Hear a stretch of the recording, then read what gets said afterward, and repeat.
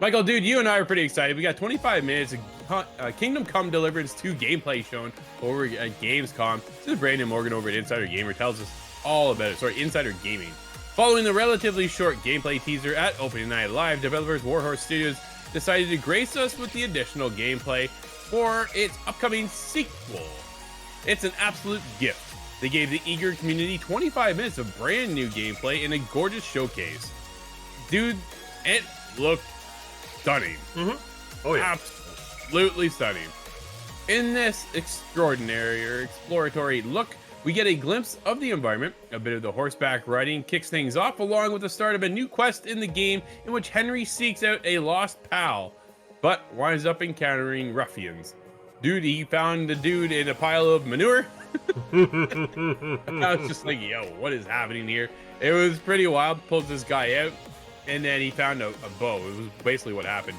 And then from there, the guy's like, hey, give me the bow. And Henry's like, no, like, this isn't worth it. I just had to dig my own buddy out of here. I ain't giving it to you. So he says, well, bring it on. So they fought. Him digging through manure led to a conversation, or a statement, I should say, really, when he went into a village, walked by a civilian, and she's like, you stink. Called him out on it, right? It's going to be the little touches of this game that are going to blow people's minds, and it gets even better. Let's continue on. I will say that despite my relatively limited time with the game, the combat appears identical, which has me very concerning. It still has an awkward and clunky look, but also a certain charm. It's kind of like getting that Bethesda jank in Fallout. That's just me personally. No, That's just you're right. You're right. Furthermore, the team reveals that Henry can make various choices throughout gameplay that affect his behavior, such as causing a bit of mayhem or helping townsfolk. At the same time, your choices have consequences and weight in the world. They said that if you kill an innkeeper's husband, she'll be out front crying afterwards. Dude, again, it's going to be the small touches that are really going to stand out for this game. It's going to be a highlight. I can't wait to see and go, hey, I did this. What did you do? Well, I went down this path instead. You can only imagine how big this game is going to be. Makes me a little nervous. But most of the Kingdom Come Deliverance 2 gameplay from Gamescom focuses on questing, dialogue, and exploration. It's a fantastic look at the world and how we can interact with the environment in numerous unique ways. The immersion peers through the roof. And that will lead to many of us to spend hundreds of hours exploring medieval Europe in Kingdom Come Deliverance 2. Michael, you said you bailed out on the trailer. Dude, I don't blame you, but I'm a little disappointed. I bailed out because I was mad. We wanted this game this year, right? I wanted it 2024. I know we have a crowd at 2024, especially that October, November, but I wanted it now. We talked about this when we got the date during the Gamescom opening night live stream, 7 days before it Avowed, right? As we talked about, there's so much to do. As someone who really wanted to hit both those games, now I feel like I'm torn. Do I give up in the middle of my Kingdom Come 2 quest, or do I finish it, then I get on Avowed and I missed out? That is honestly what has me just shaking my fist right now. It's like, I wanted this game this year. I wanted this game this year. So that's the reason I bailed out. I am hyped for this game. Absolutely love, as you said, all the choices we can make.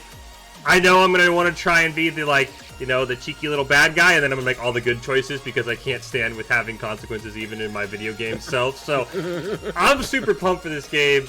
The release date to me is just so killer, but February can't get here soon enough. I'm absolutely going to eat this game up. This game sounds so amazing, Drew. I cannot wait.